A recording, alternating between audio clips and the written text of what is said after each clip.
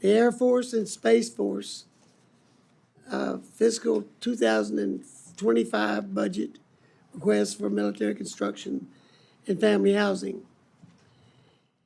It's a great pleasure to be here today with Dr. Ravi Chaudhary, Assistant Secretary of the Air Force for Energy, Installations, and Environment, Brigadier General Brian Hartless, Air Force Director for Civil Engineering, Deputy Chief of Staff for Logistics, Engineering, and Force Protection, and Bruce Hollywood, Assistant Chief Operations Officer for the United States Space Force. Our ability to project power in the Pacific is critically important, and we need to ensure that we have the necessary infrastructure to do so, whether it be maintenance hangars, training facilities, or runways. This subcommittee understands the importance connection between infrastructure and readiness and the effect it has on our airmen, guardians, and their families. I look forward to discussing how the budget request balances these priorities. Thank each of you for being here today and for your support and dedication to our nation's airmen and guardians. And I'd like to recognize my good friend and counterpart, Ms. Wasserman Schultz, for her opening statement. Thank you, Chairman Carter. Appreciate you yielding, and welcome back to our witnesses, Assistant Secretary Chaudhary, Brigadier General Hartless, and Mr. Hollywood, whose name always makes me smile. Thank you for you. I can only imagine what your friends have done with your name throughout your life.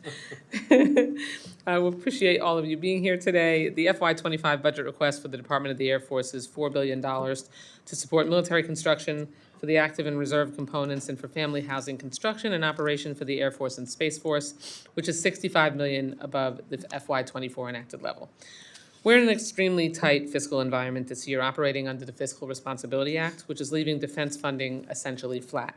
Under these circumstances, I'm pleased that the Department of the Air Force has requested $368 million more in its budget request this year compared to its budget request last year.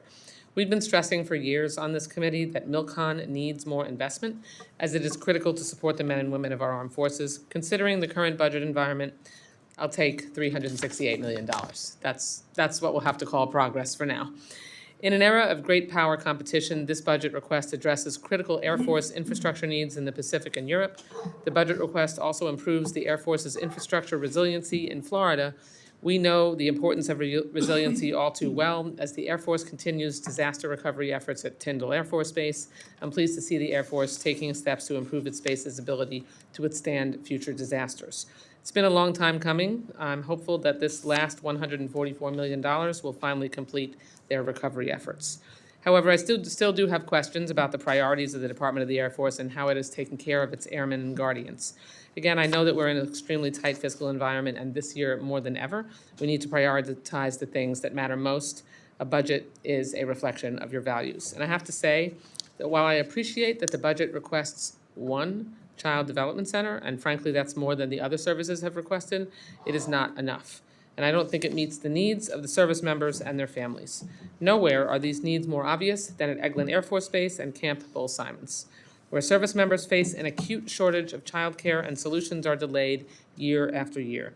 Being expected to drive over an hour each way to drop off your child or pick them up at your child development center is not an acceptable solution. Beyond the infrastructure necessary for adequate childcare, the Air Force must also ensure the safety of the children served at those CDCs. Not related to the Air Force, but last week there were deeply troubling reports about child abuse at a Navy CDC and leadership failures there that resulted in unacceptable delays in families getting answers. The safety of our children is the most important thing, and we need to ensure that our troops can trust the services, their children's care to the services and their families and keep them safe from harm. So I'm going to have some questions about, what steps the Air Force is taking to ensure that something like what happened in the Navy facility can never happen. On the housing front, the Air Force is requesting government investments in privatized housing at 2 bases because the privatized projects have insufficient funding to address sustainment needs. We have to take care of our service members and do what we can to provide safe, livable housing, but at the same time, the Air Force, along with the other services, is considering privatization as a potential part of the solution to unaccompanied housing shortfalls. I'm skeptical of additional privatization efforts, and I'm interested in hearing more today how changes will be made to ensure continued financial investment throughout the duration of the contract to maintain livable housing well into the future. The whole point of privatization is to take the refurbishment and maintenance off of the books of the Air Force. And here we are with a request to rescue the private companies who have already done an atrocious job in these areas. And now we're swooping in to take care of them. And I mean, what's the point of privatization if they aren't going to be able to meet the needs and requirements of their contract? Last week, the EPA announced final PFAS drinking water standards. This drinking water rule gives us a standard moving forward and will undoubtedly increase the Air Force's PFAS funding needs.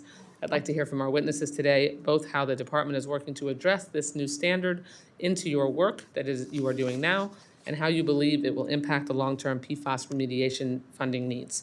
The scale of PFAS contamination from former Air Force installations is immense, and it will take years to address, another enduring requirement on the department that needs to be properly prioritized. We have to do right by our affected communities to ensure that BRAC installations are not harming their water quality. So we have a lot of ground to cover today, and I look forward to your testimonies and diving into these issues. Thank you, Mr. Chairman. I yield back.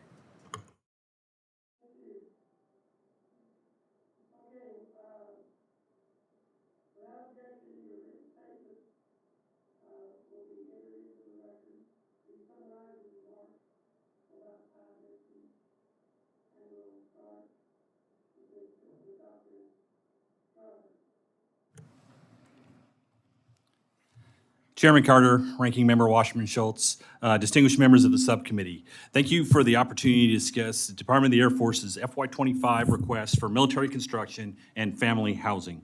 The department recognizes that we are in a decade of consequence, an era of great power competition in which the impact of our installations have become crucial to our ability to project combat power. Our adversaries have committed to using both kinetic and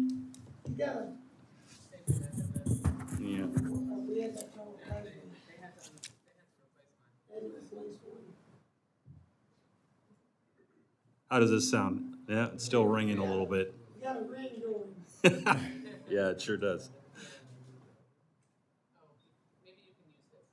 Shall we switch over?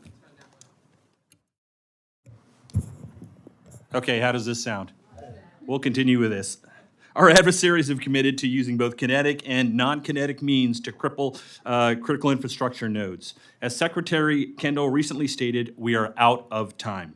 Whether in the CONUS or abroad, we must ensure vital infrastructure at our installations is resilient, survivable, and ready to meet the demands of more sophisticated threats posed by China or even Russia, who have demonstrated their ability and intent to weaponize energy resources in their aggression against Ukraine. As we read the headlines this morning of potential Russian hackers disrupting vital water systems in Texas, we are reminded that the threat to our infrastructure is real, and we must be ready.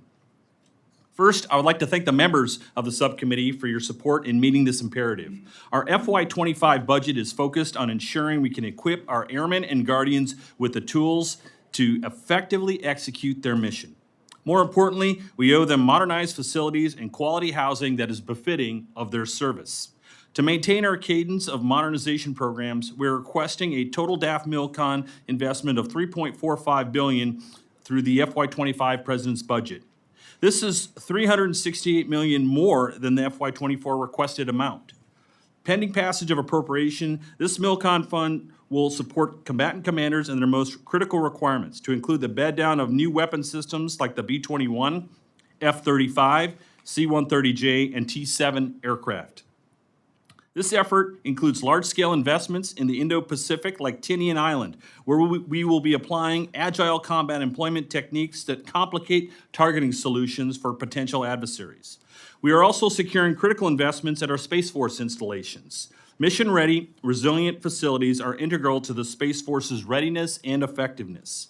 Our Spaceport of the Future program, which optimizes range costs and launch throughput, will receive $77 million in MILCON, primarily for planning and design, and $84 million in operations and maintenance in both Florida and California.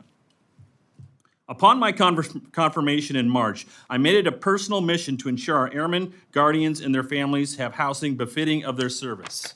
Upon the recommendation of the subcommittee, I visited over 30 bases and conducted detailed focus groups with our youngest airmen, guardians, and their families to garner their feedback.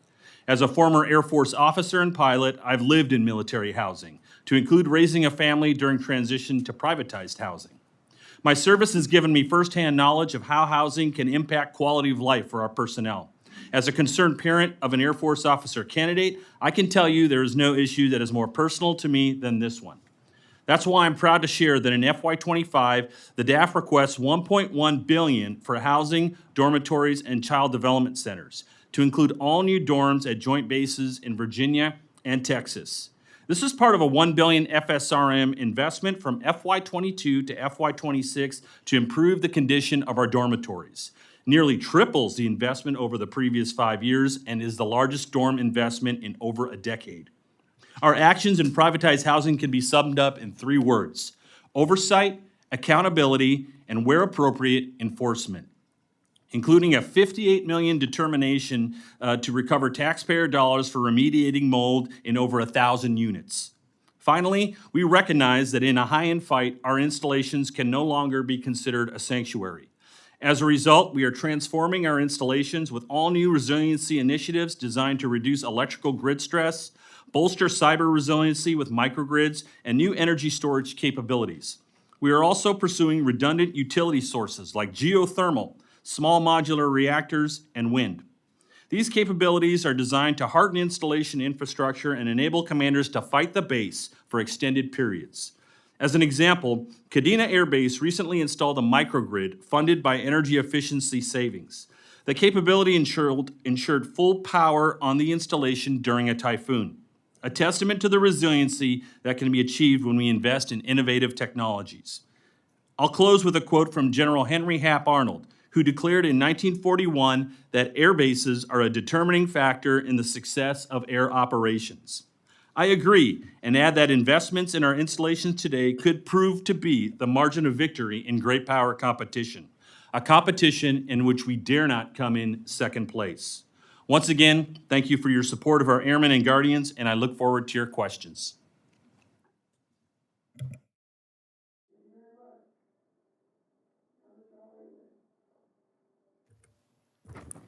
Thank you, Chair Carter. Chair Carter, Ranking Member Wasserman Schultz, and distinguished members of the subcommittee. Thank you for the opportunity to testify on behalf of the United States Space Force for our military construction program and initiatives. As the newest armed service, we were established to organize, train, and equip space forces to secure our nation's interests in, from, and to space.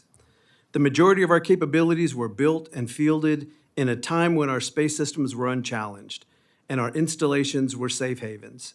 These uncontested space capabilities enabled U.S. prosperity and ensured our military is the envy of the world and the finest combat force in history.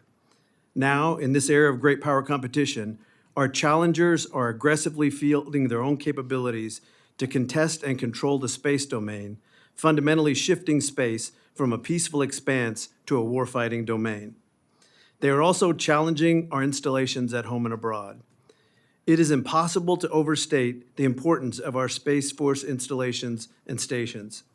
We are working hard every day to be good stewards of the resources you provide and to balance mission accomplishment and quality of life requirements. Our installations serve as home to our guardians, airmen, mission partners, and their families who work, live, rest, and recuperate there. Most of our combat-ready guardians are employed in place, meaning they execute their combatant command-directed and service missions from their home stations, using that infrastructure and equipment across the entire spectrum of conflict to provide essential capabilities to the joint force. The Department of the Air Force provides an allotment of military construction funding to the Space Force, which provides flexibility to our capacity to provide projects balancing weapon system, quality of life, and force support infrastructure. Assured access to space is the key to Space Force providing our capabilities and support of national security. In line with this priority, the Space Force launched the Spaceport of the Future initiative. We thank Congress for the $24 million in planning and design appropriated in FY24 for Spaceport of the Future that will help keep our launch enterprise globally competitive and provide for the exponential increase in launch activity. This funding will prepare numerous projects, large and small, for execution over the future years' defense plan at both Vandenberg and Patrick. Meanwhile, Space-Based Delta II at Buckley and Space-Based Delta I at Peterson, Schriever, and numerous geographically separated units across the world are literally home to thousands of Guardians and Airmen and dozens of Space Force systems, including missile warning and missile defense systems, PNT, space radar capabilities, comm systems, ISR, and many more. We are strategically examining our bases that may be impacted by climate change and planning resilience in our mission operations while protecting the Guardians and Airmen stationed in potentially vulnerable locations.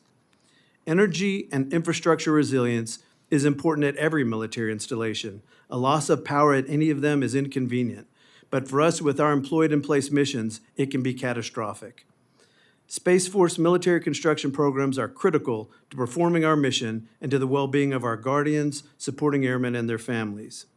Notably, the Space Force requests $84.9 million in FY25 for planning and design, including $62.8 million for Spaceport of the Future requirements. The Space Force's FY25 President's budget request also includes $24.9 million for 3 unspecified minor military construction projects, to include 2 that support the Spaceport of the Future initiative. Thank you again for your generous support of our people and our missions through the military construction program. I look forward to our dialogue. Semper Supra. Now, General Hartless. Well, good afternoon, Chairman Carter, Ranking Member Wasserman Schultz, and distinguished members of the subcommittee.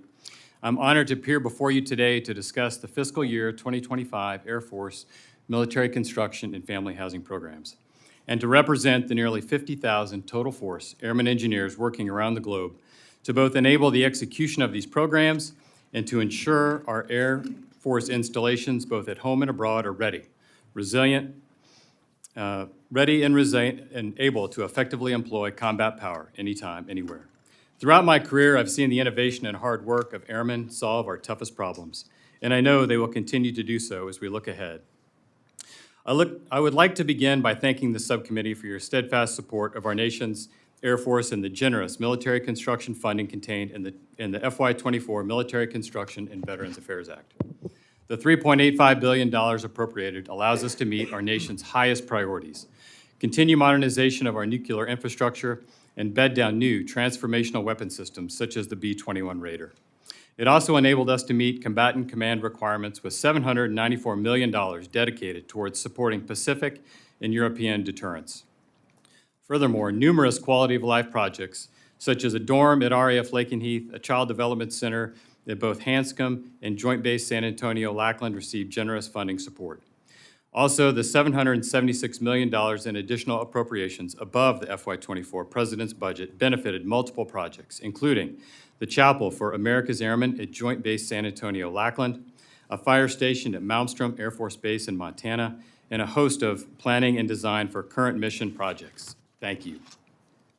I look forward to working with the subcommittee on our fiscal year 2025 Air Force military construction budget request as we strive to modernize for new missions, recapitalize aging facilities, and reduce the department's growing deferred maintenance backlog.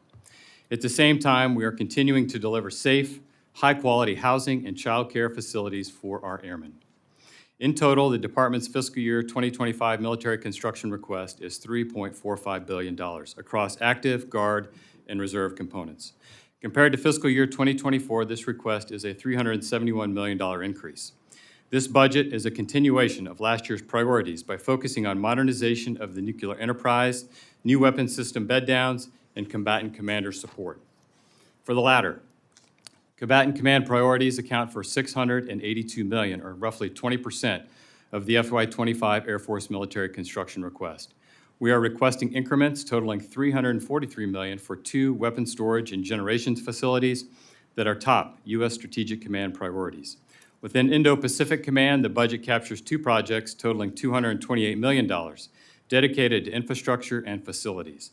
Meanwhile, the request also includes $110 million for a War Reserve Equipment Prepositioning Facility in Denmark. These projects reinforce the department's priorities towards modernizing the nuclear enterprise at home while setting the Indo-Pacific and European command theaters for joint and coalition forces to prepare for, recover, and respond to aggressive regional actors. In preparation for the Sentinel missile system, the Air Force is continuing the largest and most complex program the Air Force has ever undertaken. The FY25 request includes 6 projects to support the Sentinel program at F.E. Warren Air Force Base, Malmstrom Air Force Base, and Vandenberg Space Force Base. Additionally, the request prepares Ellsworth Air Force Base to welcome the first B-21 Raiders and begins similar efforts at Dyess Air Force Base in Texas. Once online, these weapon systems will be the future mainstay of 2/3 of our nation's nuclear triad entrusted to the Air Force. Equally important is the Air Force's commitment to the well-being of our airmen and their families. The FY25 budget submission includes a $40 million Child Development Center at Mountain Home Air Force Base, an $81 million dormitory at Joint Base Langley Eustis, and the first increment of a new medical education and training campus dormitory at Joint Base San Antonio, Fort Sam Houston, for $77 million. Furthermore, the department is committed to our target investment in dorms of $1.1 billion in facility sustainment, restoration, and modernization across fiscal years 2022 to 2026 in accordance with the 2022 NDAA. This is nearly a 3-fold increase over the previous 5 years. For fiscal year 2025, we are planning approximately $300 million of dormitory improvements across our installations. On the family housing front, this budget request includes $65 million to provide whole house renovations at homes at Yokota Air Base in Japan. Additionally, it encompasses $173 million of deep maintenance and repair of 475 homes across our installations in Europe and predominantly Japan. Lastly, generous congressional support from FY22 to FY24 accelerated designs for quality of life efforts. We are actively working to design additional projects for inclusion in future budget submissions. In closing, the Air Force values its continued partnership with the subcommittee's members and the staff. Together, this budget request is essential to the modernization of our force, the bed down of key weapon systems, and allows us to take care of our airmen and their families. I thank you for your ongoing support and look forward to your questions. Let me remind the committee, we're going to stick to more or less our 5-minute rule. But I'm going to yield my time to my friend, Mr. Rutherford, because he's got another committee to go to. Thank you, Mr. Chairman. I really appreciate that, and I thank all of our witnesses today. Thank you for being here today, but most of all, thank you for your service to our country. General Hartless, I want to talk a little bit about the Pacific, specifically Indo-PACOM. Having been out there on some RIMPAC exercises a few years ago, just the massive area that Indo-PACOM covers, and the population, obviously. The distances between things are almost incomprehensible. I mean, it's big. We have some major problems with, Red Hill going down. But when you talk about your agile combat employment, that's what are we doing with our fuel capabilities under that strategy? Congressman, thank you for that question. I would assert that it isn't just recently that we've certainly considered this a top priority for the Air Force. Looking back for the last 10 years at Pacific Deterrence, the Pacific Deterrence Initiative for the last 10 years has been about $600 million in investment, primarily in airfields, fuels, and munitions. So that's an investment that we've been making for roughly the last decade, all across the Indo-Pacific AOR. Looking ahead to the future, to the next 5 years in this budget year in FYDP, there's in a very large budget amount programmed to continue to get after airfields, fuels, and munitions in the Indo-Pacific AOR, $2.2 billion in the FYDP alone. So it's absolutely a priority, and we understand how that in and of itself will enable us, the ACE scheme of maneuver that you referred to. But it's an investment that we've been making really for quite some time. Thank you for that question. Good. And can you talk a little bit about Guam and the typhoon? How are we doing on the recovery, and are there special needs? I saw a couple things in here, but is there anything that you need beyond what has been listed here? Congressman, the damage sustained at Guam, specifically Anderson Air Base and Joint Region Marianas, is extensive. The initial response, over 600 buildings damaged, some level of damage. Several hundred million needed just kind of initially that we've spent just to sort of to respond to the initial impact of the storms. And as we look at the future, the requirements are significant. Well over 40 MILCON level requirements, and on the order of $7.9 to $8 billion in MILCON that we anticipate, we are estimating that would be required. And just for reference, that's about 2 times the amount that we spent on the National Disaster Recovery Program at Tyndall and Offutt. So it is significant and significant damage at Anderson. Thank you very much, General. Mr. Chairman, I really do appreciate it. I'm going to yield back the rest of my time. I got to run. Thank you.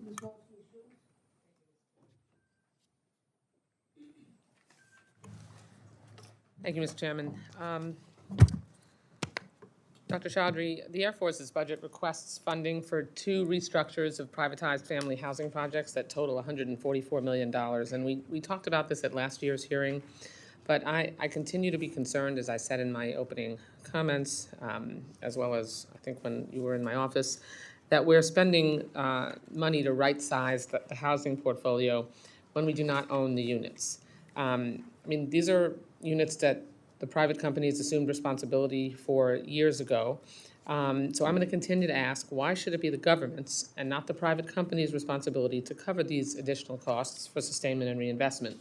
And importantly, how will this funding help a service member and their families and not be just help bailing out the private companies? Ranking Member, thank you for the question. As we discussed last year, what we've done is laid in an oversight program that we believe is getting us gains these days. We had a number of restructures last year. That number has gone down this year, and we expect that trend to continue. That's by providing significant oversight with accountability, oversight, and when we need to, enforcement. So I want to give you an example of one enforcement activity, which is one where we discovered mold at one of our installations, and we held the project owner accountable for roughly 58 million and 1,000 units in mold. We're going to continue this trend, and I appreciate your feedback on this matter, but I will say one thing. When we need to act on behalf of our military members and their quality of life, we will. So when that occurs on these restructures, we make sure that it goes directly to those housing units, and our oversight programs provide that visibility to include our resident advisors, resident advocates who we've hired roughly 218 or so. We're going to continue that trend to make sure that that oversight maintains a level of awareness that allows us to hold these project owners accountable. How? First How of are all, you holding them accountable? so the first example I gave you, 58 million to resolve mold. Another 32 million in FY23. We found safety issues that needed to be addressed by project owners, and we held them accountable for 33 million of that. And another 33 million in FY24 that we held accountable for that. So our oversight program is yielding gains on us, and that's going to bring our number of restructures down. So taking your feedback last year to account is something that we've acted on, and we're going to continue to act upon that. The Air Force, in spite of what you're saying, is requesting funding for these restructures significantly more than the other services. Why is that the case? And, I mean, I get that you have lease constraints, and there are a number of factors outside of the company's control, like the BAH, but, and you have occupancy rates that affect it, but, besides those things that might make financials somewhat difficult, and what you just outlined as far as accountability, what steps are you taking to ensure that if a restructure of a project is necessary, that the new agreement better ensures that privatized housing providers, not the Air Force, are responsible for operating and maintaining the units?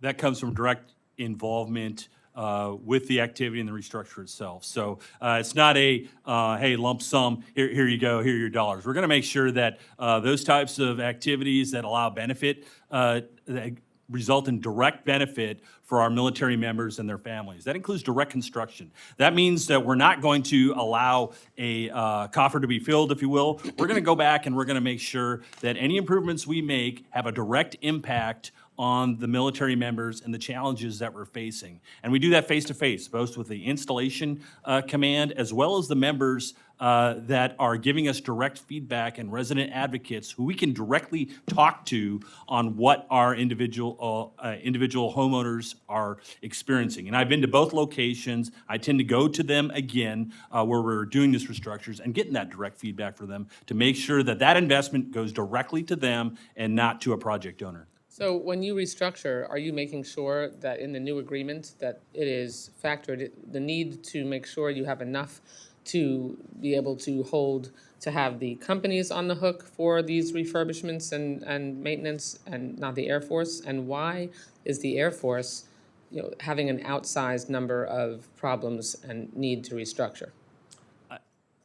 What I'll say is our interest in resolving problems is acute, specific, and focused. So when we make that decision, we're making a decision on behalf of the welfare of our men and women who I get serve. it. I'm asking you a specific question, Dr. Chaudhry. Yes. Why does the Air Force have a lot more restructures than any other branch of service? And are you making sure that when you restructure an agreement, that you are ensuring that it doesn't happen again? That the companies are responsible for the maintenance and you don't have to bail them out? Okay. So the first part of your question, why compared to the other services? I don't know if I can get to the specifics of why the Air Force has done more. What I can say is But maybe we're compelled to act. Maybe you should check with the other services because they're obviously doing something differently than you that is not resulting in a need to bail out their private companies. Okay, Ranking Member, I'll definitely take that back and make sure that we take a look at what the other services are doing. But what I can say is we're compelled to act, and we're going to act on behalf of our Are you families. restructuring your agreements so that it doesn't happen another time? Yes, absolutely. So we're going to make sure that we audit appropriately to ensure that when we provide a restructure, that stays very, very focused. For example, if I need to go to that location itself and ensure that those benefits are coming and being used in a productive fashion, and those agreements are honored by our project owners, then I'm making sure that I do it. And just really quickly, Mr. Chairman, the committee provided an additional $10 million for housing oversight for the Air Force in FY24. But the two accounts which this funding is a part of, family housing management and housing privatization support, you've only requested $104 million, down from $110 million in the enacted bill. How are you using the extra $10 million for FY24? And what does it say about the reduced fiscal year 25 request? Do you have sufficient funds to maintain the robust oversight, like mandated housing inspections, making sure you hire people who are on the ground, in the facilities themselves, or do you think that there's less of an oversight need in FY25?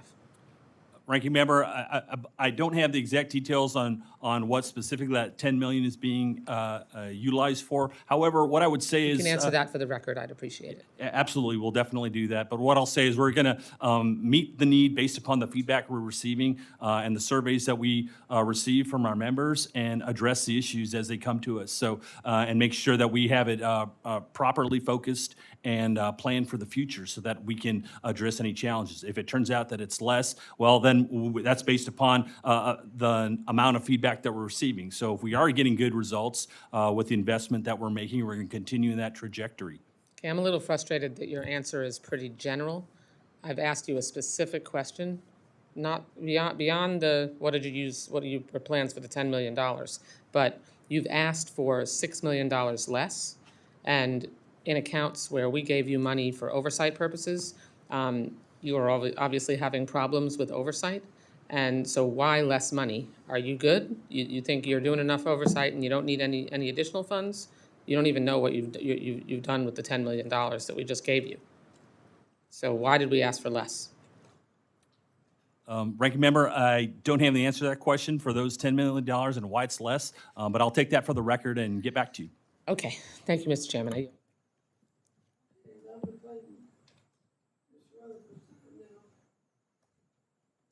I've got a couple of questions along that line too.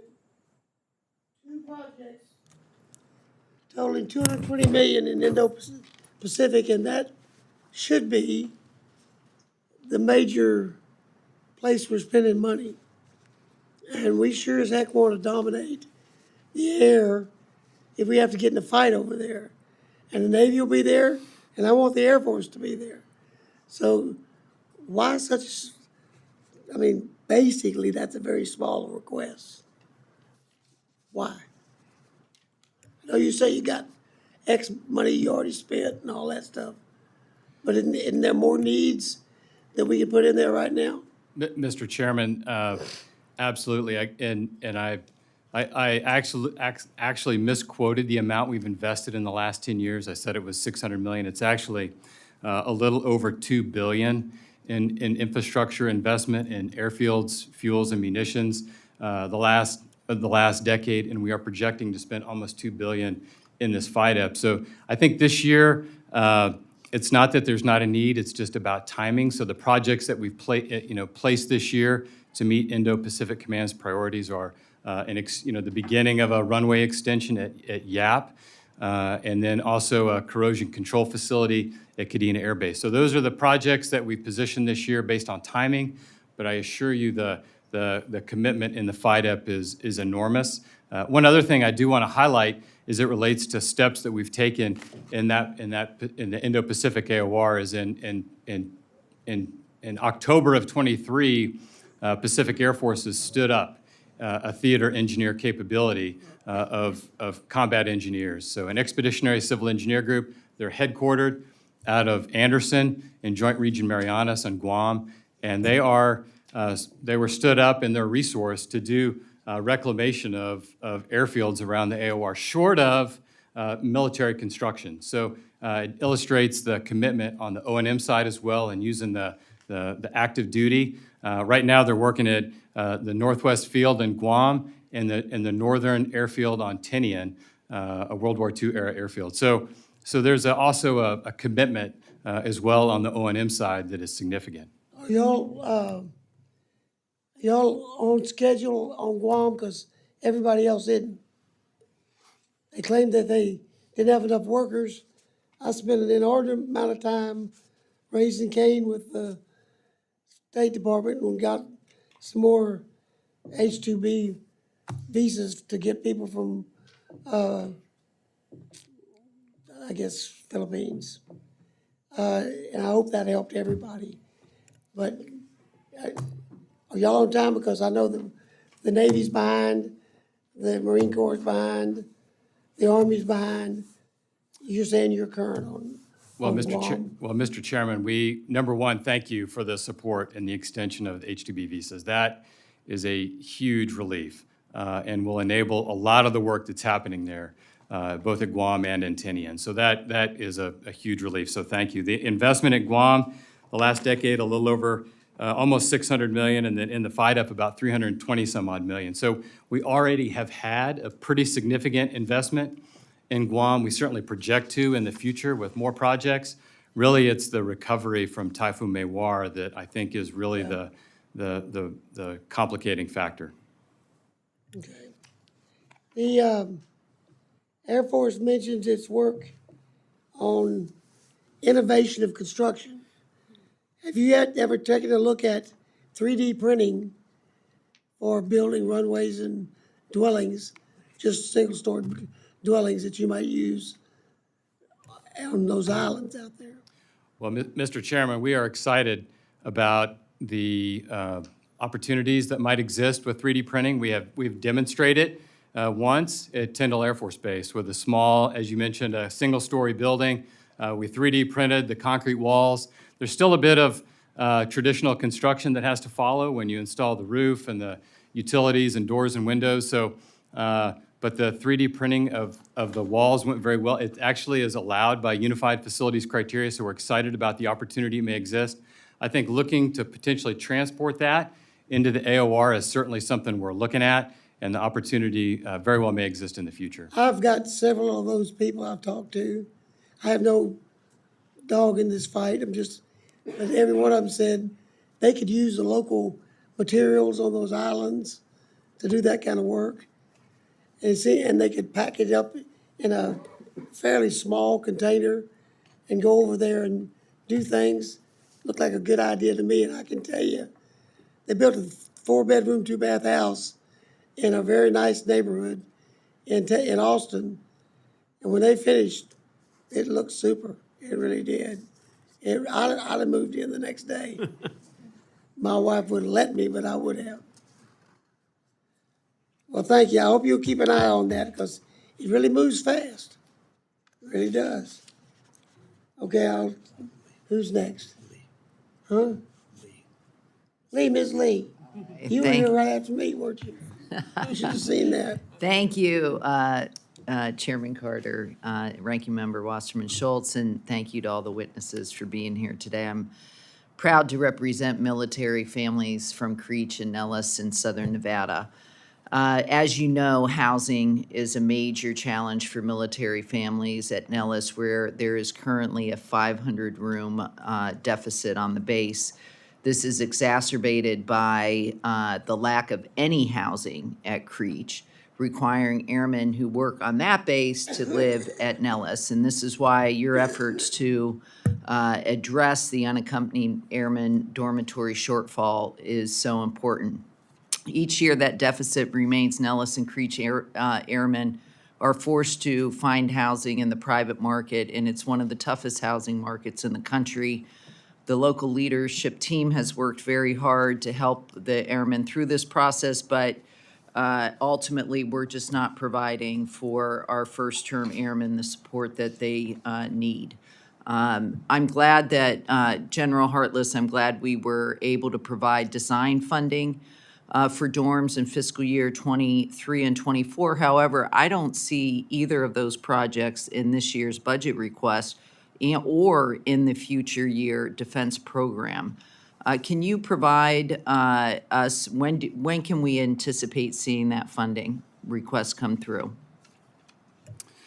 Congresswoman, thank you for that question. And as I mentioned last year, the strategic importance of Nellis Air Force Base and Creech Air Force Base, having been stationed there, resonates deeply with me. It's certainly a challenge that we look to resolve expeditiously, and knowing that it's one of our biggest deficits.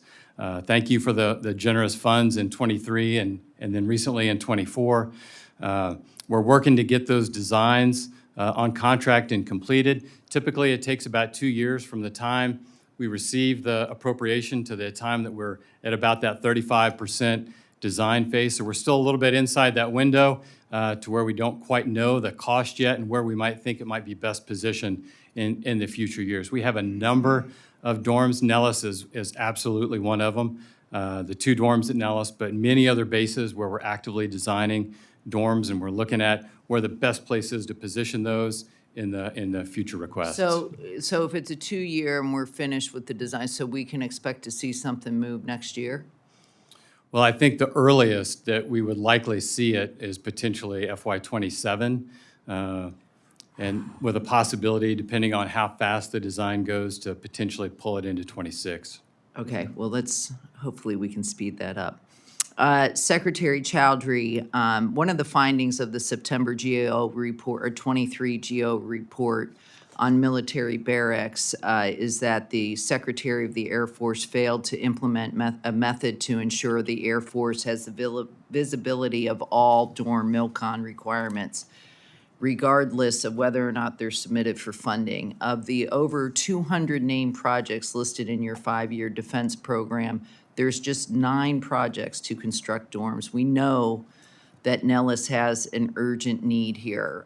Do you expect this list to grow? And we want to be there to help you close this gap. But that starts with some better shared visibility. So when can we expect that? Rep. Lee, thank you for the question. Overall, we are watching it closely. We have a dorm master plan that takes a look at where our deficits are. We are tracking Nellis very, very closely to make sure that we address this challenge up front. We anticipate using that strategy to come up with the list that's going to grow. And so that dorm master plan has given us valuable insight going forward, and we expect to really address our challenges from dorms and shortages using that dorm master plan. So Okay, now, can you just keep me apprised, keep me in the loop on that? Obviously, this is a very high priority. absolutely, and I'm planning on visiting this summer if I can. Oh, good. To make sure I spend time and get direct feedback. Good.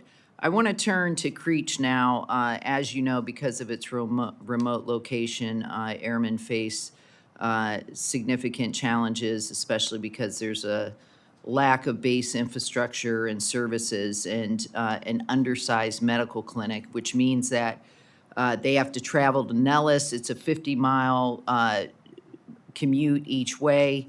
In 2022, that added up to over 140,000 hours that airmen were pulled away from their basic duties. Creech airmen also lack food options and are crowded into facilities. And of course, families with childcare struggle to find childcare.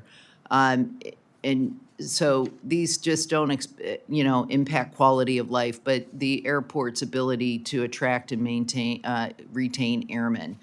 That's why I fought for the feasibility study to evaluate if we can offset some of these challenges with assignment incentive pay.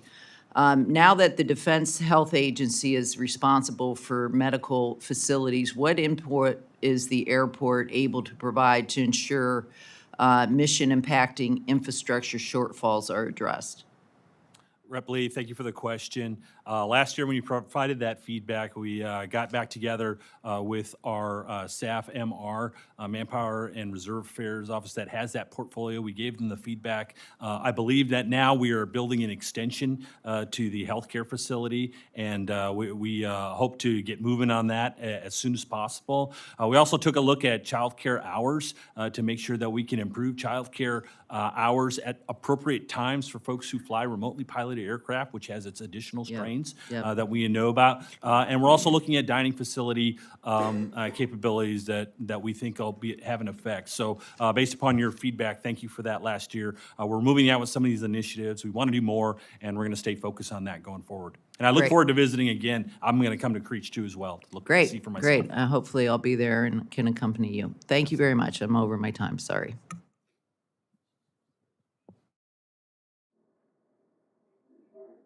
Thank you, Mr. Chairman. And Assistant Secretary Chowdhury, at the risk of piling on, I want to follow on a little bit with what the ranking member, her questioning regarding the privatization and the oversight of those. I'm all for oversight whenever we can get it, but obviously it's better to be on the front end before the horse is out of the barn. Could you comment or expand on the metrics that the department's using to ensure contractors are consistent with oversight and performance standards before they get into the contract, as far as what metrics are put into the contracts when you're evaluating the options, and then specifically what are how are we holding them accountable? Because going back after the problems are diagnosed later and forcing our troops to live with these issues isn't really good enough. We need to prevent it from happening going forward. Thank you for that, Rep. Franklin. To kind of give you an overview of a progressive approach to the oversight, which we think hits a number of levels. We start with if a contractor is not performing up to standards, we put them on a watch list. And that watch list is pretty impactful because it really puts the focus of the installation and headquarters on that particular project owner. So on that watch list, they get a notice from us that they need to improve upon a given area that the installation is reporting to us on. Are the standards that they're expected to meet, are those crystal clear in the contract that they're signing into? They know exactly what's expected before, or? Yes, they are. In fact, one of our biggest indicators is feedback directly from our residents. So we get surveys both from our residents as well as our installation commanders. And if they're not performing, they go on that watch list. If they don't perform in that period, they stay on the watch list, but they are added to a performance improvement program, which starts really getting at their performance incentive fees. So if their performance incentive fees, which are now linked to those surveys and feedback from residents, we'll hit them up and hit them with direct dollars. And that could be anything from resident inspections, failure to inspect appropriately, safety issues. Of course, on safety issues, we have no room for not acting almost immediately. So we get that almost immediately, and we start impacting their performance incentives. Now, ultimately, if they fail in all three levels, we'll go back and go to a default situation. So that progressive approach, we believe, has been yielding some good impacts, especially with our newer project owners that are realizing that all they have to do is meet a certain standard and they'll get A grades. So some of the folks who have been around since 2005, they're slow to come along, but they're now starting to come along recognizing those gains. And I assume those scores and the watch list and all that's going to follow them for subsequent projects and how they bid future opportunities. Yeah, it sure does. So it's like It a sure Uber does. score or a Airbnb, and if you're a bad player, it's going to haunt you. And I presume at some level people are just not invited back to And play honestly, again. it's rolling into our discussion into privatized unaccompanied housing. So if a particular project owner wants to participate in privatized opportunities for unaccompanied housing, we're going to look at that record and we're going to hold you to account. And you're not going to do well if you're not doing well with our base privatized accompanied housing. Very good. All right, thank you. Mr. Hollywood, I understand there's a decision still pending out there with the Space Force regarding the Guard component as to whether that's going to remain in the Air Force, go to the Space Guard, become part-time. I know the uncertainty has got to make it hard to budget, but does your budget reflect a decision possibly being made with that? And what are the repercussions one way or the other? Representative Franklin, the folks that are working that issue are several levels in the food chain above me, sir. Right. But I can tell you in the budget deliberations that I've heard, they're allowing for the flexibility for whatever the outcome, whatever we're directed, so that we can comply with the law, sir. Okay, so your budget can accommodate whatever that decision may be then? But yes, sir. By default, it will. Okay, gotcha, very good. That's all I have now. Mr. Chairman, I yield back. Thank you very much, Mr. Chairman. Let me say welcome to our witnesses. I know that the budget request this year is a mere 1% over what it was last year. Yet it is clear, and I think the department recognizes that there's still tremendous challenges that you face. So what I'd like to know is, with just a mere 1% increase in requests, how are you going to improve and meet the challenges that you have with respect to, for example, child development centers with the budget that is requested, or the challenges with the unaccompanied housing units and the family housing? And I noted that the environmental remediation of closed installations due to PFAS contamination has not really made much progress.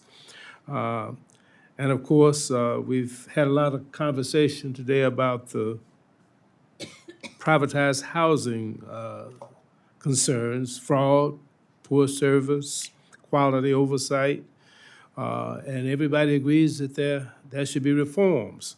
But how are you going to be able to do that if you don't have additional resources? And those resources have to be converted into FTEs where people can actually do the work and exercise those responsibilities.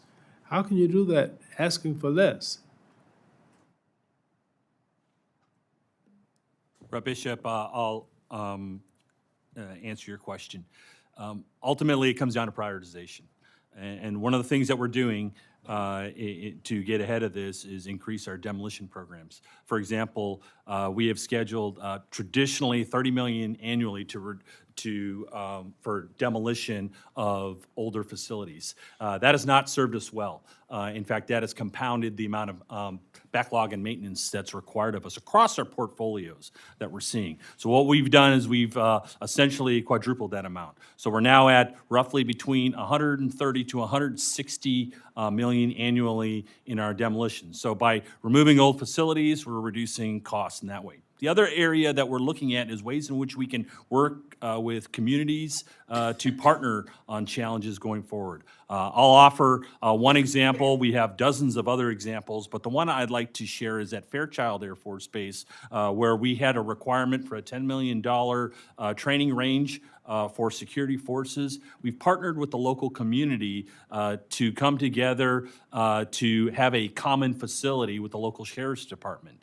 So by establishing that intergovernmental service agreement, we have avoided $10 million in costs. So there are a number of things that we're utilizing to get at some of these challenges. We know it's not enough, and I acknowledge you recognizing that we do not have enough funding. We know that our FSRM account is stressed, as is our mill count account. So utilizing some of these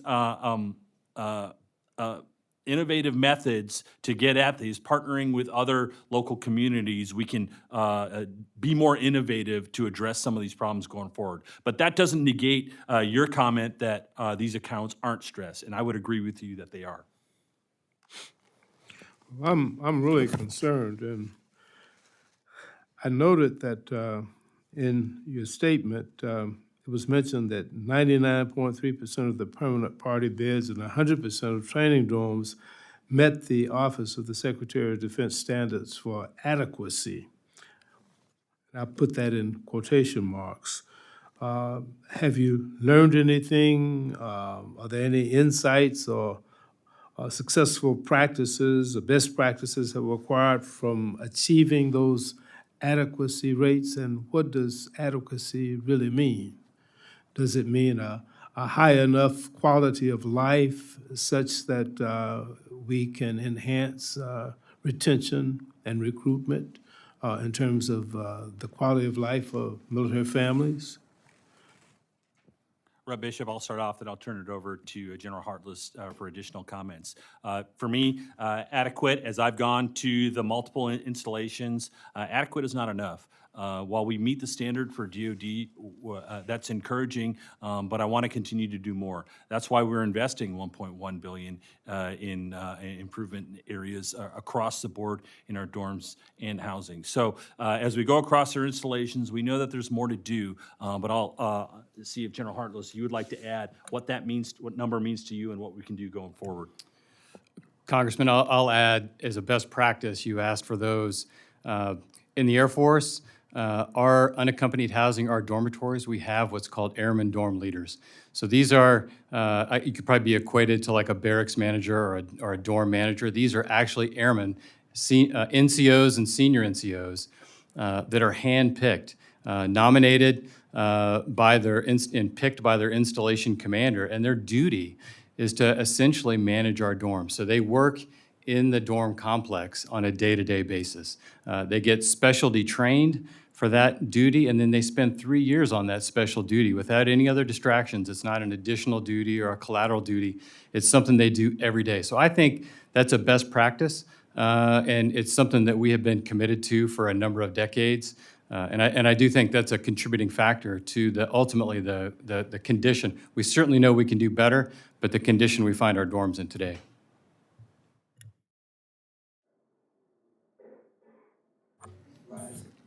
Thank you, Mr. Chairman, and thank you for the witnesses for being with us this afternoon. As you may know, I proudly represent the Oklahoma City metro area, which is home to Tinker Air Force Base.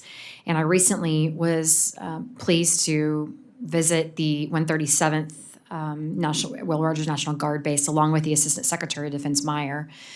My first question is actually in regards to that. I want to ask, there is a transition happening with the Armed Overwatch program at Will Rogers. Can you talk a little bit about sorry, Mr. Chairman, I'm not sure if it's, maybe we'll try it. Let's try Mr. Franklin's mic. Can you talk about transitioning to the new platform and the speed at which we may be able to provide the MILCON projects that will sustain that new aircraft at the National Guard base? Yes, sorry. Rep, I sure can do that. Right now, as you know, the Will Rogers Air National Guard Base was approved as a preferred location, replacing the MC-12 for the OA-1K Sky Warden, which is going to be on the leading edge of our capabilities going forward. Right now, once you get to a preferred location, and it's a single location, we're awaiting completion of NEPA, the NEPA study and the NEPA requirements. Once that is fulfilled, we're going to move to a final decision. And once that final decision is made, we estimate is Q3 of 2024, we can start working. That's where we get our statutory requirements to conduct the work. So, Are you expecting that NEPA report to be finished fairly soon? yes, 2024, so Q3 is what we're Oh, is when the expecting. report will be Yes. finished, and then you will make the decision? That's affirmative. I also just want to bring to your attention, we're currently in the process at Tinker of the potential transition from the E3 to the E7. There are some MILCON needs at Tinker Air Force Base, and currently the budget does not allocate for any of those funds. Hangar 230 at Tinker, which currently houses them, will require significant updates to house the state-of-the-art E3. There's no indication in the budget that these updates will be completed, suggesting there could be a delay in that procurement. Do you have any comments on that? Rep Bice, what I have is right now we're planning in the FY26 program for a E7 Squadron Ops facility. And right now it's on our integrated priority list, so it's in our plan. We just need to make sure that we're staying on top of it. We'll stay in touch with your office and give you updates as required as that plan comes to form. What I would say is it's the sole selection for location for upgrade for that weapon system. So we don't anticipate any changes, but we'll stay in touch with your office to make sure that as opportunities to work this into the FIDEP emerge, that we stay in touch with you and we'll keep you apprised. I appreciate that, and I would also just add that I am fairly new to Congress, being elected in 2020. It is very apparent to me that this aircraft should have been replaced decades ago, literally, and because of that, we are behind the 8 ball. So I encourage the Air Force to put a focus on not only the procurement of the E7s, but also the building of these facilities to house those aircraft.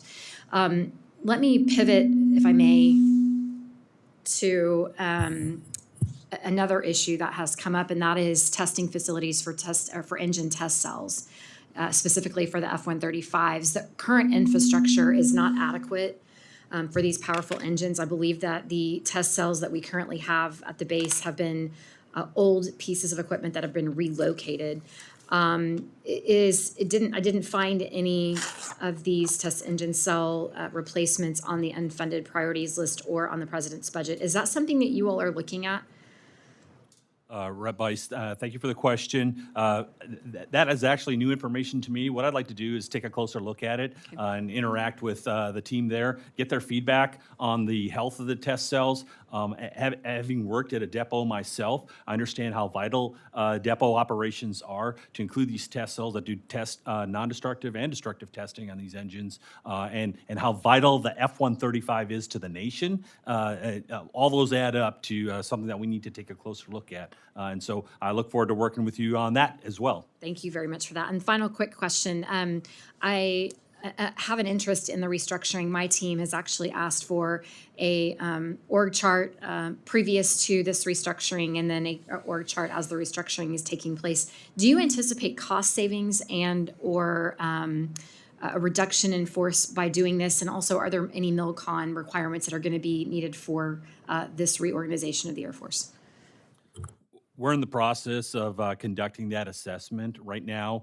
As we work through the details, we're going to do a full briefing to Congress on what the restructure is going to look like. And so our secretary's made that pledge. And as we move forward, we'll make sure that your team is apprised and you are apprised on what, if any, changes occur. The general sense is that we're striving for cost neutral. We know that there are going to be some costs involved, but we're going to work through those details in the coming months. Great. Thank you for your time. And Mr. Chairman, I yield.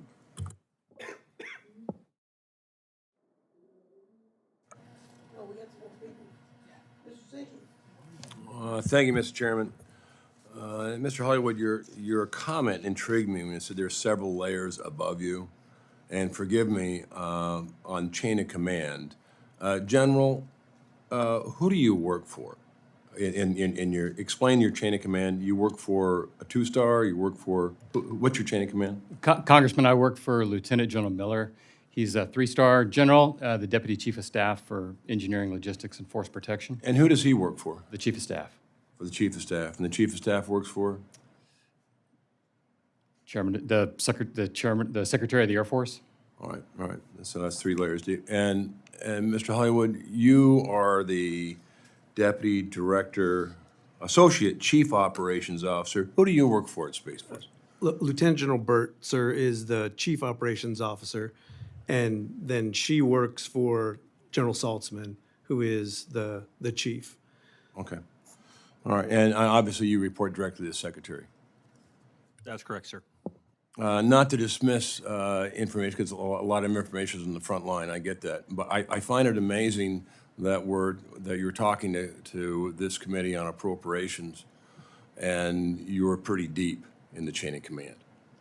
I think that's interesting, considering I think that appropriations and funding is a critical element of your service.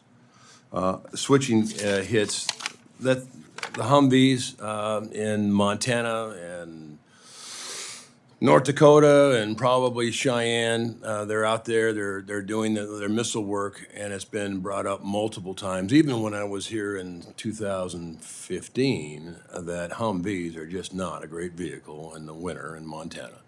And the statistics of number of road accidents would support that. Is there any movement on the Humvees? Because every time I'm with you, I ask the same question. Are we replacing the Humvees with a 4-wheel drive Suburban that kids across America are a little more used to and can keep them on the road? Because it's a big safety deal in Montana, and they are protecting our missiles, which I think is important. Congressman, it's a little bit out of my purview, but I am aware that there is a high priority in Air Force Global Strike Command to make that move to a different vehicle that's, as you alluded to, a little bit safer to drive. So I am aware there's an effort to do it, but I'm going to have to take that one for the record to give you back the details as it is out of my purview. And Mr. Chairman, I yield back.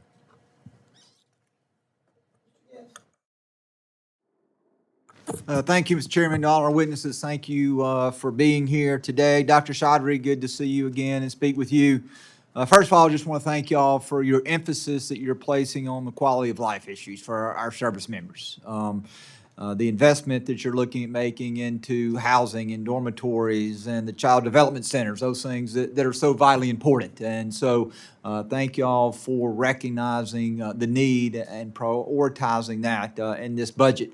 I do want to talk a little bit about installation infrastructure. And I know from reading the report that was provided here for the testimony day, it looks like on page 10 of 24, when we're talking about military construction, approximately 41% or $1.42 billion supports the bed down of new weapon systems or new missions to ensure the Department of Air Force remains the world's premier Air Force and Space Force. And then we talk about some of those platforms the B-21, the F-35, F-16, C-130s. But I want to talk a little bit about our tanker fleet, which supports all of the platforms, and so vitally important that as we are facing uncertainty across the globe, that we be able to deploy our aircraft anywhere around the world and be able to keep them flying at a very dangerous time. I know that the Air Force is in the process of transitioning some of their tanker fleet from the older KC-135s to the KC-46s, which is important to my district because we have a National Guard facility, the 186th Air Refueling Wing, which is one of the wings which is seeking to be in the contention for that platform as it rolls out. A matter of fact, just as last week, a letter was sent to Secretary Kendall from the entire Mississippi delegation supporting that. And so I want to talk about a little bit as we are bringing new platforms into play, whether it be the KC-46 or some of the other platforms, talk a little bit about infrastructure and base infrastructure and how that comes into play as the Air Force is determining the future locations for whatever particular platform that we're talking about. Because we know that some of the bases that are being looked at for various platforms, they already have the infrastructure. They have the majority of the infrastructure to go ahead and receive that platform almost immediately, while we have other bases that need substantial investment in infrastructure. So if you will, I'll start with you, Dr. Chaudhry, and if anyone else would like to add in to be able to help me understand a little bit how existing base infrastructure plays into basing decisions as the Air Force is making these crucial decisions. Rep, yes, thank you for the question. That's a really good question because ultimately we look at basing on a variety of levels. When we look at capacity, once we look at the NEPA piece, we look at cost as a factor, and a number of other areas as well too. I wouldn't go into them, but we've for a given weapon system, you establish an enterprise definition, and that sets all the criteria. So certain weapon systems have and rightfully ought to have tailored criteria for their particular specific mission, and that drives infrastructure. In some cases, if the infrastructure provides a compelling case, then it can provide some help in terms of basing. Sometimes states use funding on their own to bring up infrastructure level in order to be competitive in the basing process. And is state investment, is that something that's considered? Because I know, again, relating back to the base there at Meridian, the state legislature has recently approved $20 million for a new crash rescue center, and they're going to be able to then take the existing facility and use the existing facility once the new facility is built to add some additional housing, if you will, for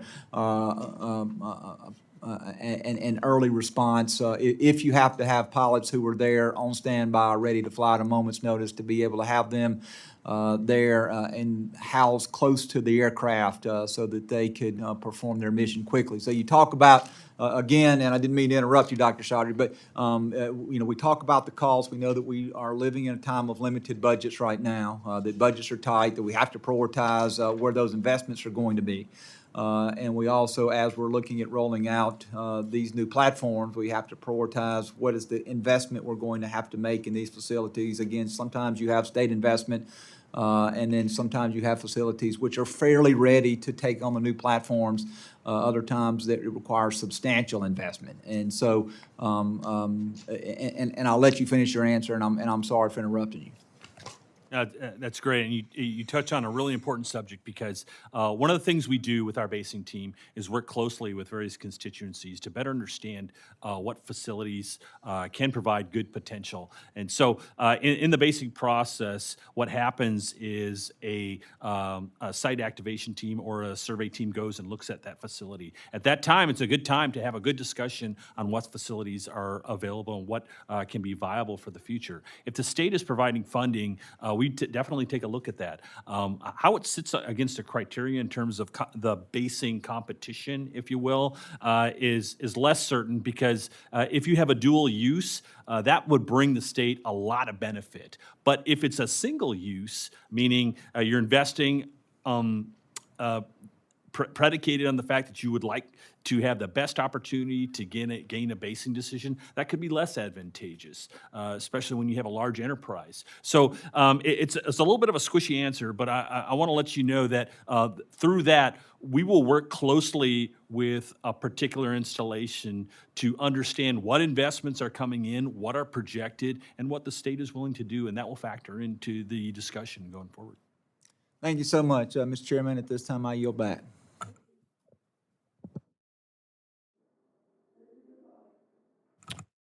Thank you, Chairman, and thank you, gentlemen, for testifying today. My question is for you, Mr. Secretary. Laughlin Air Force Base in Del Rio, Texas, right along the border. Every U.S. pilot gets trained out of Laughlin Air Force Base. It's absolutely critical to not only our national security, but also helping our partners along the border. My question is very simple. If we were to close Laughlin Air Force Base, what operational impacts would occur? Rep. Gonzalez, thank you for the question, and I appreciate your good words on Laughlin Air Force Base. I happen to be an alumni of Laughlin Air Force Base, so I learned to fly in that airspace. I learned to fly upside down in that airspace, and I gained a great appreciation for the mission of Laughlin. So if Laughlin Air Force Base were to be closed, that would reduce a significant amount of our pilot production for the United States Air Force. Currently, we have several bases that do that, including Columbus Air Force Base and Shepherd Air Force Base, which also supplies Euro-NATO pilots for our NATO partners as well, too. So Laughlin carries a large production capacity on an annual rate. So if the base were to be closed, it would not be able to fulfill that mission. I agree with you, and thank you for that response. On that note, you know, the U.S. Air Force budget included $56 million for T-7As for Laughlin Air Force Base training facility. This is a critical facility for the development of our nation's airmen, as you just noted, including the 47th Flying Training Wing and the 96th Flying Training Squadron. How else is the Air Force prioritizing facilities and personnel at Laughlin, and what can we do to ensure we're taking care of our military personnel? Thank you for that question. I had a chance to visit Laughlin Air Force Base. It was one of the installations that I visited, and I got a chance to see where the T7 facilities are going to be. I also saw the new T1 facility, the training systems that are going to be replacing the future pilot training system there. And I looked at a number of things that are going on there. One, a new dormitory. So that we are breaking ground on that. We're also looking at ways in which we can expand food options for our airmen who are serving there. That includes grab-and-go opportunities and this really nice facility that is come to be a really nice gathering place for junior airmen. Through the OLDCC program, Office of Local Defense Communities, we've also partnered for other investments on the installation itself. And I encourage local leaders to look at infrastructure and other opportunities to invest in facilities and get annual grants to provide quality of life improvements at Laughlin Air Force Base. I appreciate that. Laughlin is so critical in so many ways. I previously hosted former Chief Master Sergeant of the Air Force, Joanne Bass, there to see it firsthand. And it's one of the things, we cannot lose Laughlin. Laughlin has to thrive, and we gotta attain, retain, and obtain the talent that we need in order to keep that mission going. My next question is on Fort Sam Houston. Once again, this Joint Base San Antonio model. Last month in a quality of life panel hearing, I asked the Chief Master Sergeant of the Air Force about barracks issues at Fort Sam Houston. The barracks have mold and raw sewage, and there is a lack of running water in some cases. I noticed in the Air Force's 25 budget, it includes $77 million for the METC dorms for Fort Sam, but the issue cannot wait until 2025. Is there anything that can be done ahead of that? Thank you for that question, Rep. Gonzalez. I've actually visited that dorm myself personally, and so I'm very, very glad that we are executing a full dorm on that. Round one increment for $77 million, we believe is positive. I appreciate your feedback on that. And I'd like to take that back for the record to see if there's anything else we can do to address the immediate challenges with that dorm. I look forward to getting back with you on that. Thank you. And that area is only growing. And I understand the Air Force is just a portion of it, but that area is growing. My last question is this, and this is for Mr. Hollywood. Texas Governor Abbott recently announced the launch of the Texas Space Commission. This combined with some already great initiatives between the University of El Paso, Texas of El Paso, UTEP, and Space Force positions Texas to be a leader in space exploration. Is the Space Force willing to work with Texas more so that we can further advance the nation to meet national security threats in space? What a softball. Rep. Gonzalez, thank you very much for that question. The Space Force is one of the things that we're very proud of is our work with universities and colleges and our partnerships with communities across the United States. And we would be thrilled to work with the people of Texas to find out how we can advance science, how we can advance space together. I'm sure the chairman would agree with me. Texas is a place, so please work with Texas on a regular basis to include there at UTEP. Thank you, Chairman, for indulging me, and I yield back. Do one short more round, okay? Mr. Hollywood, you referenced the spaceport of the future as part of your mission. Now, my first thought was it was way up in space, but I was told it wasn't. So tell me about it. Tell me what it is. Chair Carter, thank you very much for that question. And thank you on this committee for your support of that endeavor. Over the fight up, it's over $1 billion that we're investing in both Patrick Space Force Base and Vandenberg Space Force Base in order to ensure that we're globally competitive, that we have the ability to keep up with the launch demand as it's growing. A decade ago, our commercial launch accounted for about 10% of the global picture. Now we're up over 65%. And we're extremely proud of this country and moving forward. And that supports both the military, civil, and commercial customers. But the spaceport of the future allows us to keep up with that demand. Our spaceports were built in the 50s, and we've kept pace, we've kept maintenance, but we need to do massive improvements now in order to make them the world-class facilities that this country deserves, sir. You know, privatized launches in Texas are pretty regular now, from at least 3 different groups. So if that has any influence on government of Texas, we'd love to have it. Yes, sir. Thank you, Mr. Chairman. Ms. Wasserman-Schultz. Thank you, Mr. Chairman.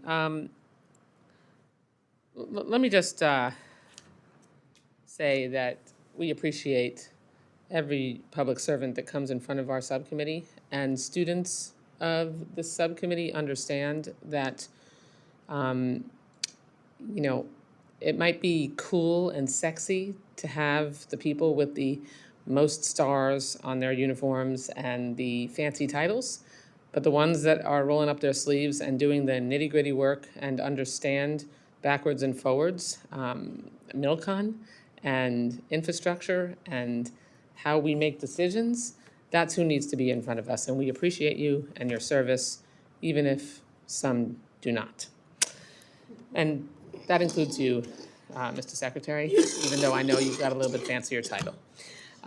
So what I, not surprisingly, want to hear an update on is the construction of a CDC at Eglin Air Force Base for the families of service members who work at Camp Bull Simons specifically. So I understand the Air Force intends to pursue a CDC that's planned for FY26.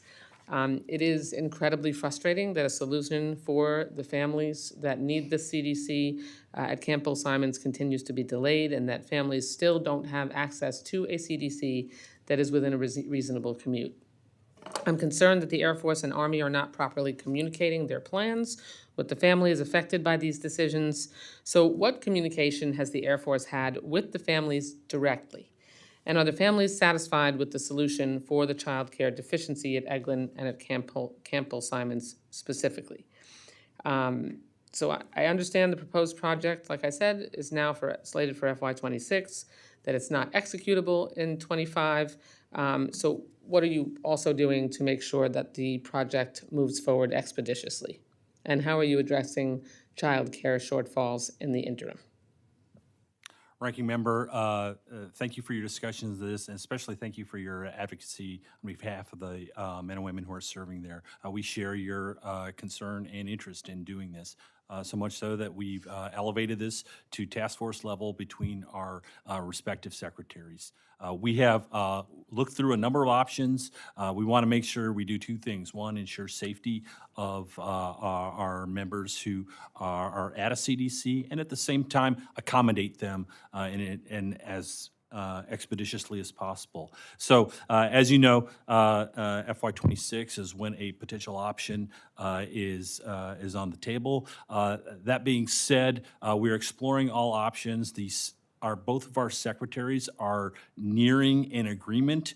We hope to have that agreement in the coming weeks, and as soon as we do that, we're going to Nearing an agreement on which part of this? on what the solution is to accommodate permanent child care facilities for Camp Bill Simons. And so once we come to that agreement, we want to make sure that we communicate that to the families. And so the Army has requested to make that communication, and we will work with them closely on what that solution is going forward. In the interim, we're doing a number of things to make sure that we don't rest on our laurels. We expand capabilities while this option is being discussed. One of the things that we're doing is making sure that we're providing access and growth and training for in-home child care. As I've researched this, we've increased the number of opportunities to 50. That's part of the interim alternative? Part of the interim alternative, which is, I believe we've increased the capacity by 59 children. We're also utilizing the DoD policy on incentivizing opportunities for childcare at our CDCs to give greater incentives. The Air Force has offered I think a little bit above that in allowing multiple children to have free childcare if that is available. We've also renovated the Eglin facility. So we're trying to address this in the interim in a number of ways to make sure we accommodate, to include. You mean the Eglin Air Force facility? Yes, the Eglin Air Force That facility. has Air Force families, children in it?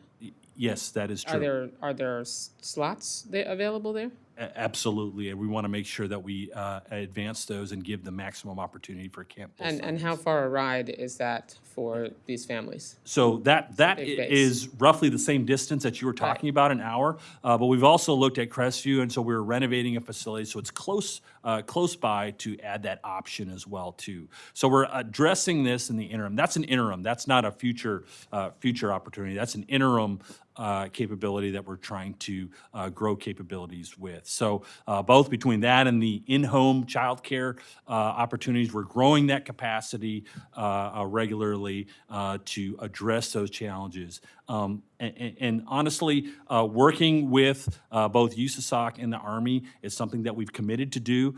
We continue to do it regularly, and we're going to continue to do it until this problem is resolved. And how far, Crestview is being looked at as an interim option? It is for a renovation of an interim option, which is closer. We also understand that some members of Camp Bill Simons live in Crestview, so that provides additional options. And then The permanent solution involves an all-new facility in Crestview as well, too, separate from that renovated facility. So we have a number of options to include options that are closer to the range, and we look forward to communicating that once the Secretary, Army Secretary, and Air Force Secretary make their agreement. Okay, since you just mentioned Crestview in a both permanent and temporary way, is the Air Force still considering other potential locations in the testing range fence line for CDC construction? I believe that analysis is ongoing. It is one of the options, and so we're going to consider it. But my general sense of that is that the risk calculation is not favorable, but I don't want to get ahead of our Secretary, Army Secretary, and Air Force Secretary in this because it's their decision to make. But my general sense is that's where the direction, the feedback that we received from the test community, That would not be a viable option? that it would not And be that's a- the closest option in terms of distance for these families? That is true. Has the Air Force selected or the Secretary settled on an alternative that meets the needs of Camp Bell Simon families, that ensure that they aren't driving 2 hours round trip at the families at Camp Bell Simons? I'm not talking about like a temporary alternative, but a permanent one. That is the intent and what this task force was designed to do, to address the safety issues concerning the range, as well as accommodating the members of Camp Bell Simon. But presumably, if the permanent alternative is not in the fence line, then they're still going to have a distance to drive.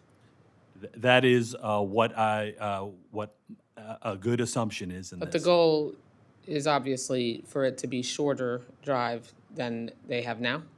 Absolutely, to minimize it as much as possible. Okay. If you could keep us updated, that would be incredibly helpful.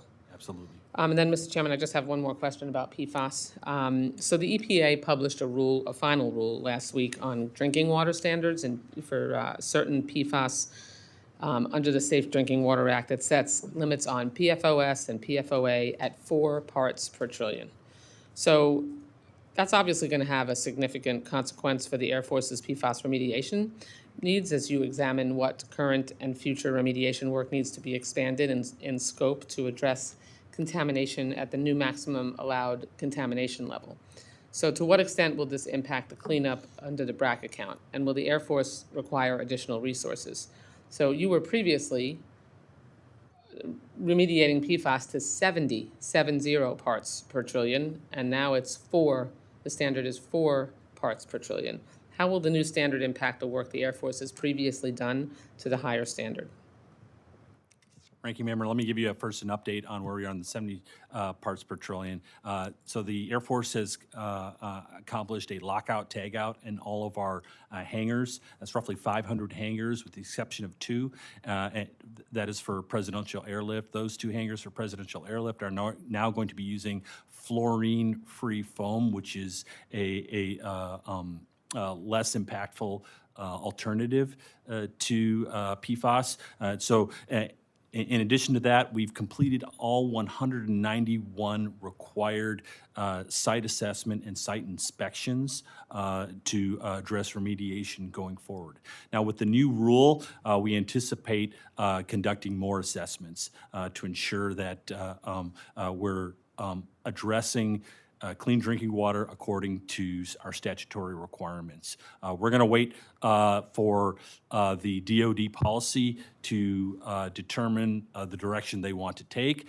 But the 5-year requirement we're committing to, that we're going to ensure that we drive towards that. We're already making preliminary assessments of where we want to start. Our general focus area is going to be areas that are most affecting our drinking water. And so that's where we anticipate we start our assessments at.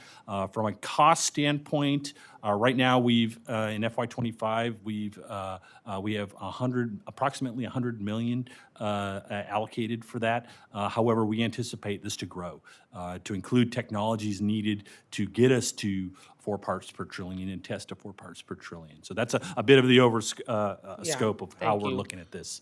So you are going to be working, obviously, to achieve the 4 parts per trillion. Your FY25 request couldn't possibly meet what the costs are to get to that point. correct? That's a true statement. We know that there's going to be additional costs that we're going to have to address, and we'll come to you and communicate that to you based upon what our assessments uncover going forward. So you've asked for 100 million, that's less than we appropriated in FY24 from my recollection. So arguably, it would be better for us to make sure that we're at least maintaining at a minimum what we've previously appropriated, which frankly, that was one of our disagreements in the last, in the last fiscal year. Not that there was really disagreement between us, but it was the sort of higher level disagreements, but we were able to get to where we needed to be pre-EPA ruling. So we've got a lot of work to do. Thank you so much. Thank you, Mr. Chairman. I yield back.